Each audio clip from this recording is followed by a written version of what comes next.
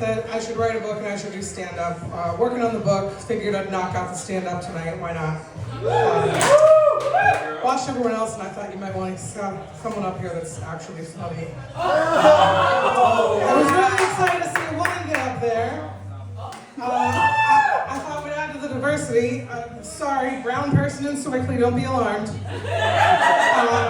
I did grow up here. That's probably why I'm so funny. I grew up fat and black in Sewickley.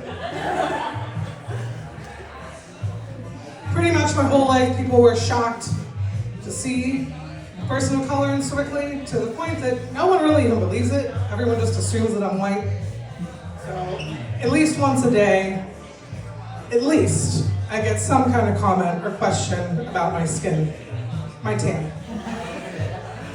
The first time was when I was 6 years old at St. Stephen's Church, right up the street. 6 years old, and I had a woman at the church reception desk say, "Oh, well, you just look like a Hawaiian beauty. Where did you go?" I'm like, what the fuck is this bitch talking? I didn't go anywhere. I live on Ferry Street. I've never been anywhere outside of this town. I got the tan from birth. So my father was Jamaican. Don't want to trump the Dead Parents Club. I have dead parents. Kind of makes sense that yours are gone, you're kind of up there. Mine both died. I'm only 42. My parents both bid it in 2024, 6 months apart. Way too early. It's okay. My father, my Jamaican father, he passed away years prior. But that's where I got the tan. That's where I get all my lore. No, I don't have any fucking weed. Stop asking. First question, as soon as someone hears I'm half Jamaican, you better have that good weed. No, I don't. I don't even have a medical card anymore. I gave it up. Relax. But my father in Jamaica, his claim to fame, his story is he went to school with Bob Marley. So I actually went there last January. My husband back there took me. That's where he proposed. He's extra this man had to propose on the beach in Jamaica, in my fucking homeland, after we did the Bob Marley tour. Lucky man. Yes, I got to smoke weed on Bob Marley's property. Got to light a candle, smoke a joint in his grave. Amazing. But I always say that we only have reggae because of my father. So my father grew up with Bob Marley. They went to middle school, elementary and middle school together, and famously Bob Marley dropped out. Before he dropped out, their teacher pulled my dad aside and said, "You know, you're really advanced. Bob is a class clown. He's a fucking goof. He's never gonna make anything for himself. You should tutor Bob." Bob was like, "Fuck that, I'm doing the music thing." So my dad saved reggae. If my dad had tutored Bob Marley, he would have been a fucking accountant. So you're welcome. You're welcome. So before I met my husband, he's back there in the corner. We met just a few years ago. We've been together for almost 2.5 years. We got married just this past Halloween. And before I met him, so I'm a queer woman. I date women as well, not anymore. But I came out back in 2021. It was after I'd taken a break from dating. I had come out of a long relationship. And I decided to start dating women and kind of wanted to take a break from men. You're all aware, ladies, it's a fucking nightmare dating men. It's no better dating women. Don't get excited. But one of the last straws with me for men was I went out with a guy. He was going through a divorce. Really, really nice guy. But out of pity, I decided to hook up with him, and we're getting going, getting into it. He goes to take his pants down, and he says, "Well, it's not much."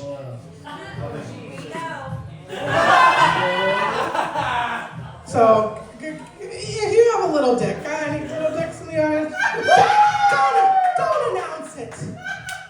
We're more likely to not really notice or give a fuck. Don't announce it. Keep it to yourself.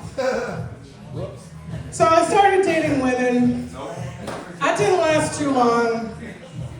I up meeting a really, really cute girl, blonde, not really into blondes, sorry. It was going okay until we were hooking up and she farted in my hand.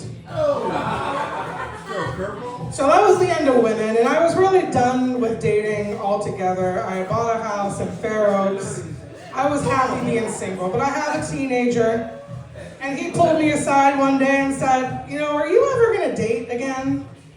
And I was like, with the way it's been going, I'd really rather not. And he said, well, you know what? I'm getting kind of sick of it just being you around here. Why don't you go meet someone? Like, I'd like to have someone else around here too. So I did. I went out. I met this guy who's back here in the corner. And I was really shocked when I first matched with him online and we started talking because he was the first guy who, upon finding out that I am bisexual, didn't immediately ask me for a fucking threesome. I had heard it so many times and had shut it down so many times. Probably the worst one, there was a guy who begged over and over, oh, don't you have a friend that maybe could join us? Oh, I've always wanted a threesome. Oh, it's always been a fantasy of mine. I said, sir, are you fucking dying? This isn't Make-A-Wish. I don't give a fuck what your fantasy is. I barely want to fuck you. You think I want to bring someone else into this? If I'm lucky enough to be hooking up with a woman, you think I want a dumb man there in the way? I don't. So that ship has sailed, gave up on women, married this guy. We're very happy. But being back in Sewickley, I'm from here. Is anyone else actually from here, from Sewickley? Hell no! Okay, all right, so I'm the only one. So I'm living the life now of avoiding people that I know in Giant Eagle. Came in here thinking that I was gonna fully find someone that I recognize, but luckily I didn't. I actually don't recognize any of you, but honestly, all of you, the group of you look like if, you remember when you had to do like a training video when you were working at Rite Aid? You got like the token old, the token lady, the token brown, the virgin. This guy looks like he's off parole, working on a work placement from jail. So, you're welcome, you're welcome. You're welcome. I thought you said no. So, this guy back here in the corner, he is my second husband. I call him my final husband. I was talking recently to a friend of mine who is also brown and also on his second marriage, and I was talking about maybe starting a support group for people who are on their second marriage to a white person. Trying to get that off the ground. But my parents passed away, and they were miserable. They were two people who really shouldn't have stayed together. You know, people stay together for the kids. Next thing you know, the kids are 40. And you don't need to be staying together anymore, but they still stayed together. And before my dad died, he asked if I would help take care of my mom. She had some heart problems and had to have surgery, so I agreed. I took care of her, and he got a nice break for the last year of his life. She was in the hospital in a facility. So after he passed and after she passed, now I kind of joke that they're stuck together eternally in the closet. I have their ashes in 2 bags next to each other in my upstairs closet, so I like to walk by and say, you better not be fucking arguing in there. I've heard enough of it my whole life. It's time for peace. So another thing that put me off dating men, and you know, I'm tragically attracted to men, and unfortunately white men. Sorry guys, but one of the other things that put me off is I always get the, oh, I've never been with a black girl before. Oh, you got the best of both worlds. You got the tan, but you still got the white girl hair.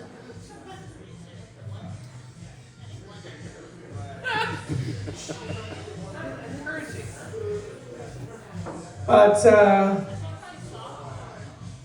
something else I related to, and I heard Zoe talking about her chin hairs. She said you got more chin hairs than them. I don't have mine. I pull all mine out. That's my anxiety, body-focused obsessive behavior. So instead of the hairs, I got all these scars from plucking my chin hairs. So I think I win.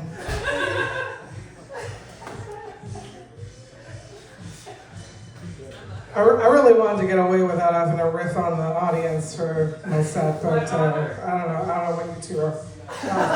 I'm not gonna bother the guy in the back. You guys played that one out. Really unnecessary. I think I'm good. I think I'm ready. Let's get in this manwich. Give it up for Adrian. That was our first set. Give it up for And she went 10 minutes. What the fuck? Thank you. We have a natural here. Take notes. But I will say, you talked a lot of shit, so now we're allowed to talk shit back. That's just how it goes. Usually when I'm in a manwich, I like at least one of them to not be white, but... Yeah, LG. Yeah, you said you're queer, right? Thank you for coming out. Yeah, LGBLTQ. She the whole alphabet soup. Yeah. I'll have a threesome. You want to have a threesome? My maiden name is Campbell. Oh. So I got the Campbell soup jokes, I always had the Rocky jokes. Yeah. I always said, if they don't get a Rocky joke, they're too young for you, bro. Yes. Yeah. So, I feel like I should be dressed like Princess Leia in chains right now. Jesus Christ. You're not old enough for that joke. I have to stop. She's not Jabba the Hutt, she's the monster in the pit.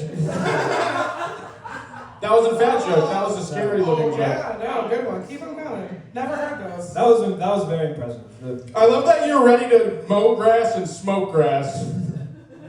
Yeah? Running shoes. More like supportive because I'm fucking old. True.